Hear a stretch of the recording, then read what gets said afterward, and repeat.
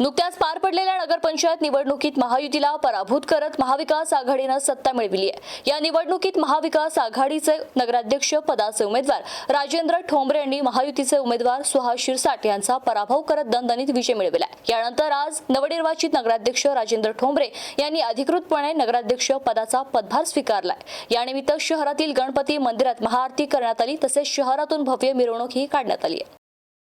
यावेळी फुलंब्री येथील जिल्हा परिषद प्रांगणात जाहीर सभेचे आयोजन करण्यात आले होते। या सभेस सर्व विजयी नगरसेवक, महाविकास आघाडीचे नेते, कार्यकर्ते तसेच शहरातील नागरिक मोठ्या संख्येने उपस्थित होते। यावेळी नवनिर्वाचित नगराध्यक्ष आणि सर्व नगरसेवकांचा शहरवासियांच्या वतीने नागरिक सत्कार करण्यात आला। उपस्थित मान्यवरांनी मनोगत व्यक्त केले। त्यानंतर राजेंद्र ठोंबरे आणि उपस्थित मान्यवरांच्या हस्ते डॉक्टर बाबासाहेब आंबेडकर, महात्मा फुले आणि छत्रपती शिवाजी महाराज यांच्या पुतळ्यास पुष्पहार अर्पण करून अभिवादन करण्यात आले। यानंतर ठोंबरे यांच्या पत्नी वंदना ठोंबरे यांनी नगरपंचायतीच्या प्रवेशद्वारावर औक्षण केले। राजेंद्र ठोंबरे यांनी पायरीवर नतमस्तक होऊन नगरपंचायत कार्यालयात प्रवेश केला। प्रशासकीय सत्कारानंतर त्यांनी अधिकृतरित्या नगराध्यक्ष पदाचा पदभार स्वीकारला। शिकून घ्यायचे, दरवर्षी आपल्याला 2-2 नगरसेवक घ्यायचे आणि म्हणून 5 वर्षात 10 नगरसेवक प्रत्येक समाजाला प्रतिनिधित्व देण्याचं काम आपल्याला या ठिकाणी करायचं।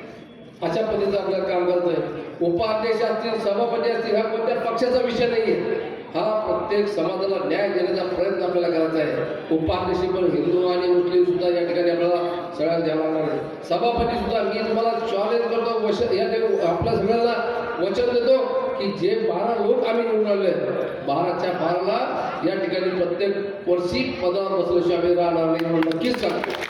कारण प्रत्येक एक जसं हाराचं फूल, जे हारचं फुल असतं ते त्याच्यामध्ये जसं जोडलं गेलं आहे, तसं प्रत्येक समाजाच्या माणसाने एक माणूस जोडून या ठिकाणी उभा राहिला आपल्या पाठीमागे।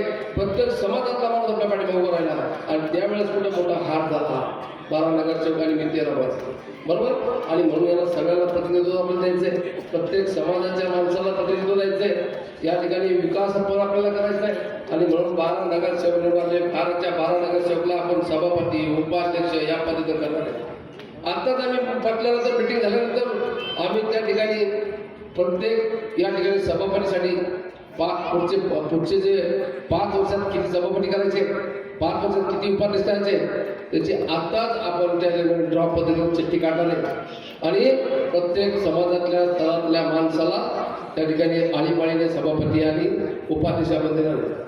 कारण हे काम करायचं असेल तर एका पक्ष किंवा एका जातीचा विषय नाही आहे। काम करणं सगळ्या सोबत घेऊन केलं तर काम होतं आणि म्हणून कोणी पक्षाचं राजकारण आपल्याला करायचं नाही, कोणत्या धर्माचं राजकारण आपल्याला करायचं नाही। ज्यांनी आपलं काम केलं त्यांचं पहिले काम करायचं आहे, पण ज्यांनी नाही केलं त्यांचं सुद्धा आपल्याला काम करायचं आहे। विरोधी पक्षाचा माणूस जरी असला, तो जरी उद्या आला, जे गेलेले अध्यक्ष असतील, नगरसेवक आहेत, त्यांनी एखादा फोन केला त्यांचं सुद्धा आपल्याला काम करायचं आहे। कारण की पुढची जे तो काम करायसाठी तुम्हाला नगरसेवक जर काम करायसाठी, मला अध्यक्ष म्हणून काम करायसाठी पक्षभेद किंवा राजकारण त्या ठिकाणी जातीवाद करण्यासाठी आपल्याला निवडून दिलं नाही।